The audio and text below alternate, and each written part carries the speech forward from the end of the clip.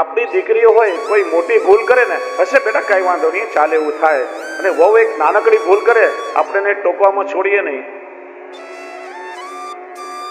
દીકરો બહારથી આવે અને મમ્મીને ના મળે અને સીધો બેડરૂમમાં વહુ પાસે ચાલ્યો જાય, જો તો ખરા કેવો બૈરીનો ગુલામ થઈ ગયો છે, મને પૂછ્યું ના નહીં, અને સીધો ઘરવાળી પાસે ગયો. અને એ જ વસ્તુ જો જમાઈ કરે તો, મારા જમાઈ બહુ કેર કરે છે મારી દીકરીની. આ ભેદભાવ શા માટે? આ મહાભારત થવાનું કારણ શું? પાંડુ રાજા વારે ઘડીએ દ્રૌપદીના કાન ભરતા, અહંકાર આવી ગયો હતો. હું તો હંમેશા કહું છું કે જે પરિવારમાં સાસુ ને વહુની ફ્રેન્ડશીપ હોય ને, એ પરિવાર સૌથી સુખી પરિવાર કહેવાય. આજે જઈને કોશિશ કરજો, સાસુ ને વહુ છે આમ ફ્રેન્ડશીપ કરવાની ટ્રાય કરજો, ક્યારે ઘરમાં કલહ નહીં થાય. અમારે ત્યાં હમણાં એક હાસ્ય કલાકાર આવ્યા અને બહુ સરસ વાત કહી, સાસુ એટલે મેટાડોર અને વહુ એટલે મારુતિ કાર. આ બંને પોતાની હેડલાઇટ ફૂલ કરે ને જોરથી એક્સિડન્ટ થાય. એમાં સાસુ વહુનું કાંઈ ના બગડે, સસરાનો અને ધણીનો કચરઘાટ નીકળી જાય. એટલે પ્રેમ બહુ મોટું પરિબળ છે. પ્રેમથી તમે પ્રભુને પામી શકો તો લૌકિકમાં જરા જેટલો પ્રેમ કોઈને આપો એ કાયમ માટે તમારો બની જશે. એટલે કહ્યું સબસે ઊંચી પ્રેમ સગાઈ. ત્યાર પછી સુખદેવજી સુદામાના ચરિત્રનું વર્ણન કરે. કૃષ્ણસ્યાસીત સખા કશ્ચિત બ્રાહ્મણો બ્રહ્મવિત્તમ વિરક્ત ઇન્દ્રિયાર્થેષુ પ્રશાંતાત્મા જીતેન્દ્રિય. પ્રભુના બાળપણના સખા સહાધ્યાયી, એમની પાસે લૌકિક વિત્ત નહીં હતું, પણ બ્રહ્મ વિત્તમાં જ્ઞાન એમનું મોટું ધન હતું. વિરક્ત હતા. ઘણા કે સુદામા નામ એક ગરીબ બ્રાહ્મણ, તો બ્રાહ્મણો ક્યારે ગરીબ ના હોય. સુદામા ગરીબ નથી, વિરક્ત છે. જેની પાસે સરસ્વતી છે ક્યારે ગરીબ ના હોય. આજે તમે જો કેટલી બધી જ્ઞાતિ વાળાએ આરક્ષણના નામે આપણા દેશમાં નિકંદન કાઢ્યું છે. સારી વસ્તુ છે, પણ એની એક લિમિટ હોય. આજે એ રીતે આપણા હિન્દુઓના કેટલા બધા ભાગલા પડી જશે, વિચારો તમે. બધા પોતપોતાની જાતને અલ્પસંખ્યકો ગણાવશે તો આપોઆપ હિન્દુઓ ભાગલામાં વેચાઈ જશે. વાસ્તવમાં જો તમે જુઓ ને તો વિશ્વમાં સંખ્યા ગણો તો બ્રાહ્મણો સૌથી વધારે અલ્પસંખ્યક હશે. કોઈ બ્રાહ્મણે ક્યારે પોતાનો હક નથી માંગ્યો, ક્યારે આરક્ષણ નથી માંગ્યું. પ્રભુએ જે સરસ્વતી આપી છે એના દ્વારા જ પોતાની આજીવિકાનો નિર્વાહ કરે છે. જેની પાસે જ્ઞાન છે ક્યારે ગરીબ ના હોય.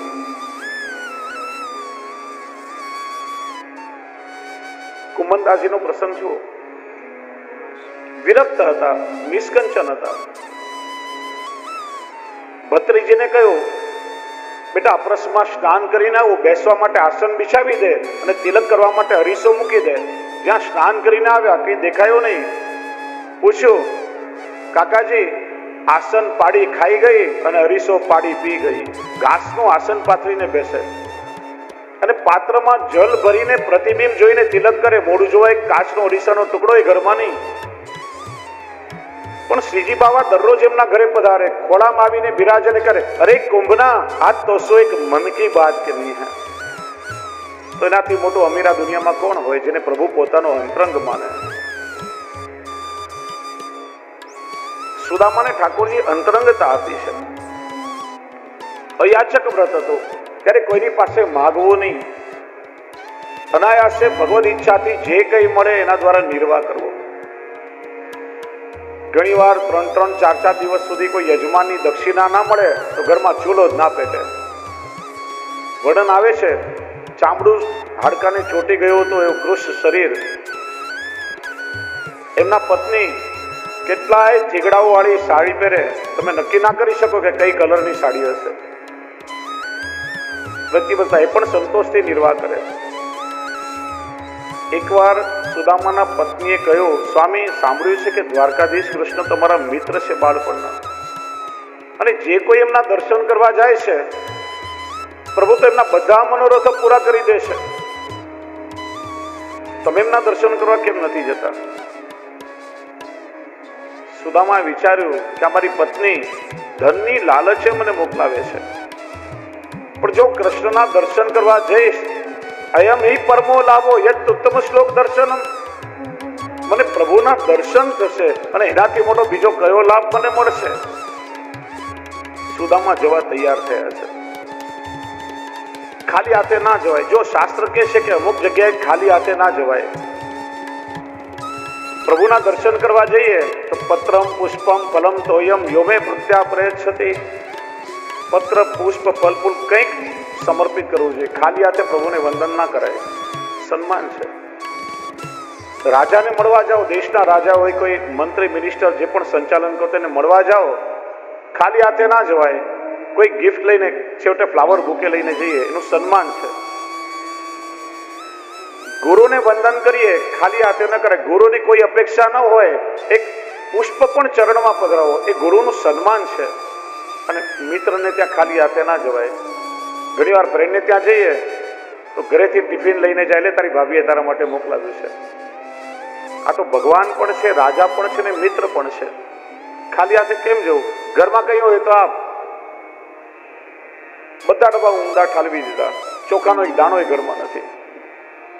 આસપાસથી 4 મુઠ્ઠી તાંદુલ ભેગા કર્યા, ચિત્રા જોડી પોટલી બાંધી સુદામાને આપી, લઈને ચાલ્યા છે. દ્વારકાના દ્વાર પર આવ્યા. ચિત્રહાર સ્થિતિ જોઈ દ્વારપાલોએ વિચાર્યું કોઈ યાચક માગવા આવ્યો હશે, દાન દેવા લાગ્યા. સુદામા કે હું તો દ્વારકાધીશના દર્શન કરવા આવ્યો છું, દાન લેવા નહીં, મારે પ્રભુને મળવું છે. વિચાર્યું કદાચ એને વધારે લાલચ હશે. અરે જોઈએ એટલું દાન માંગો, અમે તમને આપી દઈએ. એના માટે પ્રભુને શું પરિશ્રમ આપો છો? સુદામાએ કહ્યું હું કઈ માગવા નથી આવ્યો, યાચક નથી. જઈને તમારા દ્વારકાધીશને કહી દો કે એનો બાળપણનો મિત્ર સુદામા મળવા આવ્યો છે. એકબીજાનું મોઢું જોવા લાગ્યા. ક્યાં આ દ્વારકાધીશ કૃષ્ણ અને ક્યાં એક ચિત્રયાલ બ્રાહ્મણ પ્રભુનો મિત્ર કે છે, પણ વિવેકી હતા. પ્રભુ રૂકમણીજી સાથે હિંડોળા ઘાટમાં બિરાજી રહ્યા છે. દ્વારપાલોએ આવીને વિનંતી કરી, પ્રભુ એક ફટેહાલ સ્થિતિમાં કોઈ બ્રાહ્મણ બહાર આવીને ઉભો છે અને પોતાનો પરિચય આપે છે કે હું દ્વારકાધીશ કૃષ્ણનો બાળપણનો મિત્ર છું, મારું નામ સુદામા છે. જ્યાં સુદામાનું નામ પ્રભુએ સાંભળ્યું, ઠેકડો મારીને પ્રભુ કૂદ્યા, દોડ્યા અને દ્વાર પર જઈને સીધા સુદામાને પોતાના હૃદય સાથે લગાડી દીધા. હાથ પકડી મહેલમાં લાવ્યા, પોતાના સિંહાસન પર બેસાડ્યા. રાણીઓને કહ્યું આટલા દૂરથી મિત્ર ચાલીને આવ્યો છે, ચરણ ધોવા માટે કેસરનું સુગંધી જલ લાવો.